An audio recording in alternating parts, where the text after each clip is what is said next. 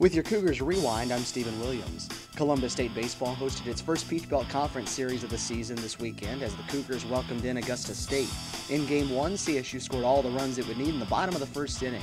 Jackson Oliver drove in 2 with a single, while Jimmy Obermark and Cameron Griffin each drove in a run to make it 4-0 Cougars after 1.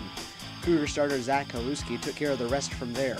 The junior tossed a complete game, allowing just 1 run on 4 hits for his first win of the season.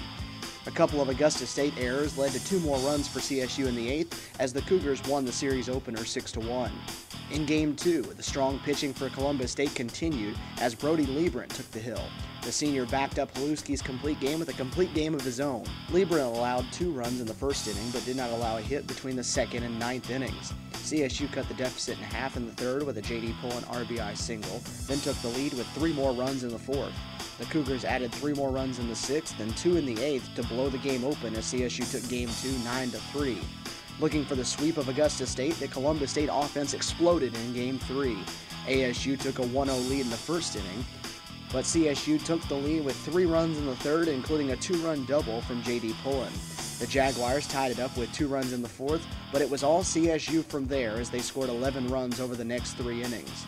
Brett Teschner and Ryan Lewis each hit home runs during that stretch to extend the Cougars' lead.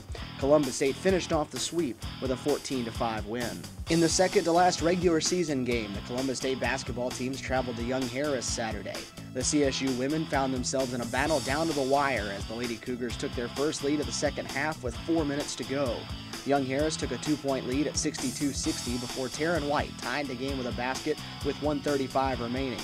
Candace Edmondson then made 2 big defensive plays for CSU as she recorded a steal on the next Young Harris possession, and then, after a CSU miss, blocked a shot with 18 seconds left. On the final possession, Aisha Alexander scored a basket and drew a foul with 2 seconds to play to put Columbus State in front. The junior converted the free throw and CSU won the game 65-62. It was the 5th straight win for the Lady Cougars and their 8th win in their last 9 games. The CSU men needed a win to keep postseason hopes alive. The Cougars jumped out to a double-digit lead in the first half, but the Mountain Lions cut the lead to just 3 at halftime. Columbus State held an 8-point lead with 1:59 to go, but Young Harris scored 6 straight points over the next 30 seconds to make the lead just 2. The Mountain Lions tied the game with 27 seconds left, and CSU missed 2 opportunities for the win at the end of regulation. In overtime, Young Harris converted a 4-point play to take a 110-107 lead with just over a minute remaining.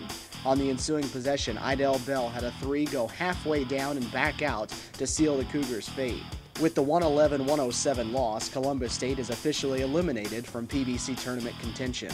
It was a rough weekend for the Columbus State softball team as they traveled to the St. Leo Invitational. In the opening game against Florida Southern, the Lady Cougars surrendered 2 runs in the first inning, and the offense couldn't make up for it.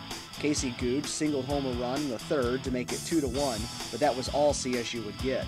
The Lady Cougars left the bases loaded in the 3rd and 5th innings as they dropped the contest 2-1. CSU took on number 6 Tampa in Game 2. The Lady Cougars scored a run in the first inning on a Taylor Turner RBI single.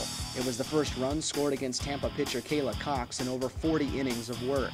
Tampa tied it up in the bottom of the first as Cox and CSU starter Molly Russell settled in. The game was scoreless until the 6th when the Spartans pushed another run across the board. For the 2nd straight game, CSU fell 2-1. Saturday, the Lady Cougars took on tournament host St. Leo. Corey Waugh homered leading off the game to put CSU in front. Brannigan Wicks came around to score a 2nd run later in the inning. Things came unraveled for CSU, though, in the 3rd as St. Leo scored 3 runs, 2 of which were unearned. The Lions added another unearned run in the 5th to lead 4-2. The Lady Cougars threatened in the 7th inning but failed to score and dropped their 3rd game of the weekend. Trying to salvage the final game, the Lady Cougars took on Southeastern. The Fire put a run on the board in the 1st inning before adding 3 more in the 3rd. Casey Googe and Corey Waugh each hit home runs in the game, but CSU still found itself down 5-3 heading into the 7th inning. In the 7th, Southeastern delivered with a 3-run triple to put the game away, and the Fire won 8-3. Columbus State Tennis continued its strong work this season as the teams traveled for road matches at Francis Marion. The CSU women lost its first individual match of the season Sunday, but improved to 5-0 as a team as they defeated 10th-ranked FMU 5-1. In a matchup of top 25 players, Paola Chigui won her singles match. The CSU men had another tightly contested match as number 20 Francis Marion took an early lead.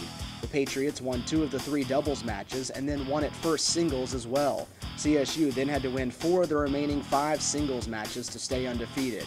The Cougars did just that.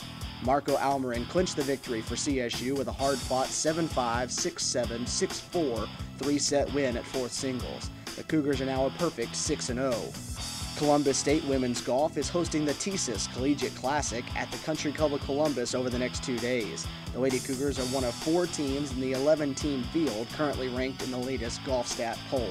Barring changes due to inclement weather, first round play will begin today, while second round play will be completed on Tuesday.